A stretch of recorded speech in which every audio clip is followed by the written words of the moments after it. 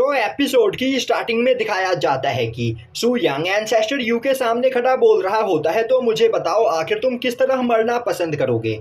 अब यह सुनते ही एंसेस्टर यू बोलता है, मेरा सपना था कि मेरा डीमन क्लैन पूरे इमॉर्टल वर्ल्ड पर राज करे, इसीलिए मैं यहाँ पर एक पावरफुल डीमन एम्परर को बना रहा था। पर अब यहाँ पर एक नया पावरफुल डीमन एम्परर आ चुका है जो मेरे डीमन क्लैन को एक अलग ऊंचाइयों पर लेकर जाएगा, तो मेरा मकसद यहाँ पर पूरा हुआ। तभी डीमन एम्परर आगे बढ़ते हुए बोलता है, मास्टर इस ओल्ड मैन को यहाँ पर मैं अपने ही हाथों से मारूंगा, तो आप थोड़ा साइड हट जाइए। यह सुनते ही सू यांग दोबारा से अपने सिंहासन पर जाकर बैठ जाता है। अब एल्डर यू डीमन एम्परर को देखते हुए बोलता है, फेंग टियान हमें मिले यहाँ पर सच में कई साल बीत गए और इतने सालों के बाद भी तुम बिल्कुल नहीं बदले। तभी डीमन एम्परर बोलता है, तो क्या तुम मुझे यहाँ पर जानते हो। और अब वह एल्डर यू को ध्यान से देखते हुए बोलता है, तुम तो डेमोनिक गोस्ट हो, तो अब तक तुम यहाँ पर जिंदा हो, पर तुम काफी ज्यादा बूढ़े हो गए हो, जिस वजह से मैं तुम्हें पहचान नहीं पा रहा हूँ। जब हम पिछली बार मिले थे तभी मुझे तुम्हें जान से मार देना चाहिए था। मैंने कभी नहीं सोचा था कि तुम आगे चलकर इतनी ज्यादा तबाही मचाओगे। वहीं पर डीमन एम्परर की बात सुनकर अब वुडन गाय बोलने लगता है, आखिर डीमन एम्परर की एज क्या है। इसके बात करने का तरीका तो बिल्कुल बच्चों जैसा है। तभी सांगनिंग हंसते हुए बोलती है, डीमन एम्परर की रियल एज 1 लाख साल से भी ज्यादा है। वहीं पर डीमन एम्परर गुस्से में एल्डर यू से बोल रहा होता है, तुमने मेरे डीमन क्लैन को बर्बाद कर दिया और तुमने बेरहमी से सभी लोगों को जान से मार दिया। तभी एल्डर यू हंसते हुए बोलता है, मैंने किसी को भी बेरहमी से नहीं मारा, वह सभी लोग मरना डिजर्व करते थे। वह सभी लोग यूजलेस थे और इतने ज्यादा कमजोर थे कि अगर वह सभी डीमन क्लैन को कंट्रोल करते तो अब तक डीमन क्लैन पूरी तरीके से डिस्ट्रॉय हो चुका होता। अब यह सुनते ही डीमन एम्परर को काफी ज्यादा गुस्सा आता है और अब वह अपने रियल फॉर्म में आ जाता है। वहीं पर वह चिल्लाते हुए बोल रहा होता है, आखिर तुम्हारी हिम्मत कैसे हुई मेरे फेंग टियान क्लैन के लोगों को यूजलेस बोलने की।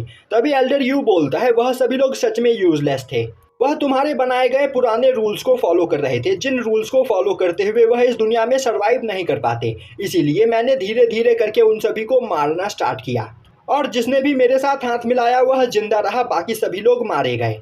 और यह सब कुछ मैंने डीमन क्लैन की भलाई के लिए किया, क्योंकि अगर वह सभी लोग तुम्हारे बनाए गए पुराने रूल्स को फॉलो करते रहते तो अब तक हमारा डीमन क्लैन डिस्ट्रॉय हो चुका होता। यह सुनते ही डीमन एम्परर गुस्से में चिल्लाते हुए बोलता है, मैं तुम्हें जिंदा नहीं छोड़ूंगा, तुमने मेरे सभी साथियों को जान से मार दिया। तभी एल्डर यू बोलता है, डीमन एम्परर तुमने पिछली बार मुझे जिंदा छोड़कर मुझ पर एक एहसान किया था, इसीलिए मैं यहाँ पर तुम्हारे डीमन क्लैन को बचाने की कोशिश कर रहा था, और अगर फ्यूचर में मैं जिंदा रहा और मुझे दोबारा कुछ ऐसा करना पड़ा तो मैं यह करने से पीछे नहीं हटूंगा।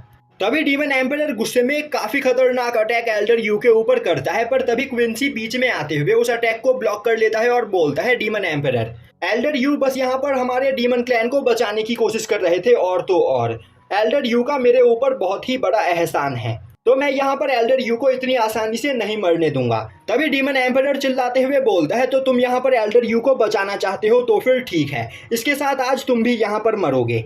यह बोलते हुए वह क्विंसी के ऊपर अटैक करने के लिए तैयार हो जाता है, पर तभी एल्डर यू खुद के ऊपर अटैक करते हुए अपने डीमन वेन्स को डिस्ट्रॉय कर लेता है, जो देखते ही क्विंसी परेशान होते हुए भागते हुए उसके पास जाता है। अब एल्डर यू बोलता है, डीमन एम्परर यहाँ पर रास्ता भटक चुके हैं, उन्हें नहीं पता कि अब वो अपने डीमन क्लैन को किस तरह प्रोटेक्ट करेंगे, इसीलिए मैंने तुम्हें यहाँ पर नया डीमन एम्परर बनाया है, तो मैं चाहता हूँ कि तुम हमारे डीमन क्लैन को सही रास्ता दिखाओ। और अब मेरा मकसद यहाँ पर पूरा हो चुका है, तो अब मेरे जिंदा रहने का कोई भी फायदा नहीं। अब एल्डर यू को देखते हुए सांगनिंग बोलती है, इसने अपने डीमन वेन को डिस्ट्रॉय कर लिया है, तो अगर यह यहाँ पर जिंदा बच भी गया तो यह बस एक यूजलेस ओल्ड मैन बनकर अब जिंदा रहेगा। तभी डीमन एम्परर बोलता है, एल्डर यू को यहाँ से मेरे सामने से लेकर चले जाओ, वरना मैं तुम्हें भी जान से मार दूंगा। यह सुनते ही क्विंसी एल्डर यू को उठाते हुए अपने साथ लेकर वहां से चला जाता है। अब सीन शिफ्ट होता है और हमें दिखाया जाता है कि सू यांग अपने सभी डिसाइपल्स के साथ थर्ड मेरिडियन में आ चुका होता है और वह वहां पर फॉर्मेशन प्लेटफॉर्म ढूंढ रहा होता है, जिसका यूज करते हुए वह सेकंड मेरिडियन में जा सके।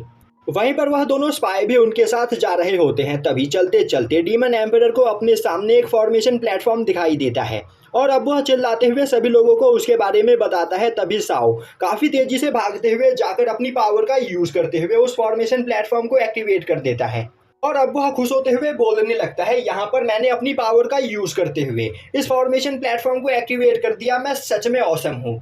अभी सू यांग साओ को एक बबल में कैद करते हुए पीछे खींच लेता है, जो देखते ही साओ बोलता है, मास्टर आखिर आप यह क्या कर रहे हो। तभी सू यांग उसे बताता है कि यह कोई टेलीपोर्टेशन फॉर्मेशन नहीं बल्कि एक ट्रैप है। जो तुम्हें एक ऐसे वॉइड में लेकर जाएगा जहां से तुम कभी भी बाहर नहीं निकल पाओगे। तभी वहां पर टाइम और स्पेस के बीच एक दरवाजा खुलता है और अब काफी खतरनाक स्पिरिचुअल एनर्जी उन सभी को अपने अंदर खींचने लगती है, जो देखते ही सभी लोग परेशान हो जाते हैं। तभी सू यांग अपनी पावर का यूज करते हुए उस दरवाजे को वहां पर बंद कर देता है। तभी कॉन्ग बोलती है, तो अब हमें यहाँ पर क्या करना चाहिए इस पूरे रेगिस्तान में? बस इस फॉर्मेशन प्लेटफॉर्म के अलावा यहाँ पर कोई दूसरा फॉर्मेशन प्लेटफॉर्म है ही नहीं। तभी सू यांग उन दोनों स्पाई की ओर देखते हुए बोलता है, तो क्या तुम अभी भी वहां पर छिपकर ही रहोगी या फिर निकलकर बाहर आओगी? यह सुनते ही उन दोनों स्पाई को कुछ भी समझ में नहीं आता है और वह दोनों काफी ज्यादा डर जाते हैं। तभी सू यांग अपनी पावर का यूज करते हुए उन दोनों को अपनी ओर खींचने की कोशिश करता है, जो देखते ही वह दोनों और भी ज्यादा डर जाते हैं। तभी उन दोनों की बॉडी के अंदर से एक स्पिरिट बाहर निकलती है और अब वह स्पिरिट वहां पर चारों ओर घूमते हुए बोलने लगती है, सू यांग आखिर तुमने मुझे कब डिस्कवर किया? सू यांग बोलता है, मैंने तुम्हें डेवल्स विलेज के अंदर ही डिस्कवर कर लिया था, जब वह मॉन्स्टर इन दोनों के ऊपर अटैक कर रहे थे, इसीलिए मैंने इन दोनों की वहां पर जान बचाई थी। तभी वह स्पिरिट सू यांग के सामने आते हुए बोलती है, तुम सच में बहुत ही ज्यादा इंटरेस्टिंग हो। तभी लिंगसू गुस्से में बोलती है, आखिर तुम हो कौन? जल्दी से अपना इंट्रोडक्शन दो। और उसी वक्त लू और डोंगमी काफी तेजी से उस स्पिरिट के ऊपर अटैक कर देते हैं, पर वह स्पिरिट गायब होकर उनके पीछे आ जाती है और बोलती है, इमोशंस सच में बहुत ही ज्यादा बोरिंग होते हैं और वह यहाँ पर इतने सालों से ह्यूमन इमोशंस को देखती आ रही है कि अब ह्यूमन इमोशंस उसे बोर करने लगे हैं। और अब वह सू यांग की ओर आगे बढ़ते हुए बोलती है, पर सू यांग तुम इन सभी से काफी ज्यादा अलग हो, तुम काफी ज्यादा इंटरेस्टिंग हो क्योंकि तुम्हारे अंदर कोई भी इमोशन या फिर फीलिंग नहीं है, तुम बिल्कुल एक डॉल की तरह हो। तभी सू यांग ग्रेविटी प्रेशर का यूज करते हुए उस स्पिरिट को वहां पर नीचे गिरा देता है। यह देखते ही वह स्पिरिट हैरान होते हुए बोलने लगती है, तो तुम अभी भी इस पावर का यूज कर सकते हो?